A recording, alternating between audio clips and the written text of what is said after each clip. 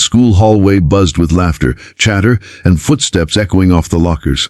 It was just another busy afternoon, until a cruel, mocking voice cut through the noise. At the center of it stood Maya, the new girl. She had transferred just a week ago, shy and reserved, trying to blend in and avoid trouble. But that day she became the target of the worst kind of cruelty. A group of boys blocked her path, smirking with arrogance. "Hey, new girl," one of them sneered, stepping far too close. Before she could step back, one of the bullies reached forward and grabbed her chest. The hallway froze. Gasps filled the air. A wave of humiliation, rage, and fear surged through Maya's body as the boys laughed at her expense. For a moment, she stood frozen. Her heart raced, her face burned, and she wanted to disappear. But deep inside something snapped. She wasn't going to be a victim. Not here, not today. What nobody in that hallway knew was that Maya wasn't just the quiet new girl. For years, she had been training in martial arts, Muay Thai and Brazilian Jiu-Jitsu, skills she had learned after being bullied in her old school.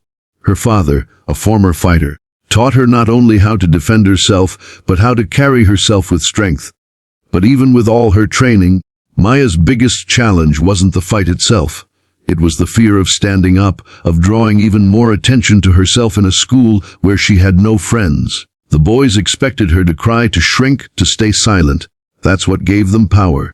But not this time. Maya's eyes sharpened. Her voice cut through the hallway like steel. "Don't ever touch me again." The bullies laughed even louder, thinking her words were nothing more than empty bravado. One of them pushed her shoulder, taunting, "Or what?" That was the last straw. Maya's body moved with precision.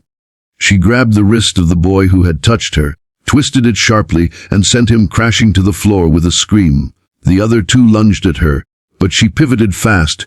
One swift knee strike to the stomach left the first gasping for air, and a roundhouse kick dropped the second before he even knew what hit him. The hallway erupted in shock.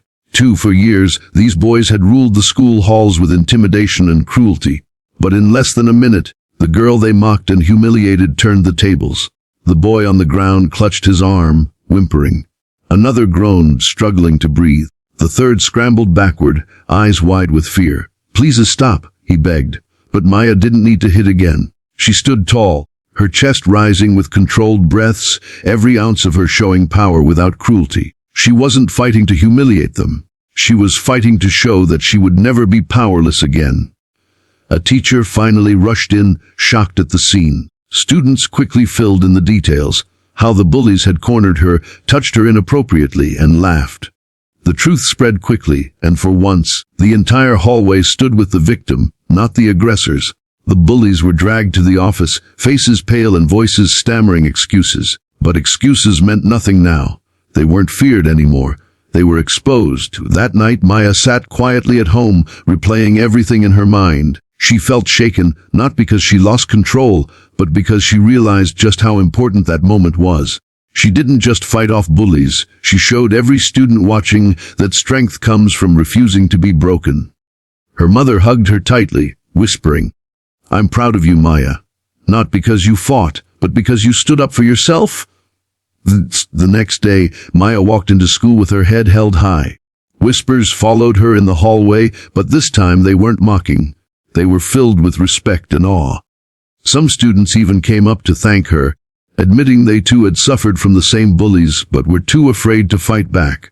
Maya realized something powerful that day. Courage isn't the absence of fear. It's the decision to act despite it. And when you find the strength to stand tall, you don't just protect yourself. You inspire others to rise too. By the end of the week, the bullies avoided her, their arrogance shattered. Maya was no longer just the new girl. She became the symbol of strength, the proof that no one has the right to take away your dignity, and the reminder that the quietest person in the room might just be the strongest of them all.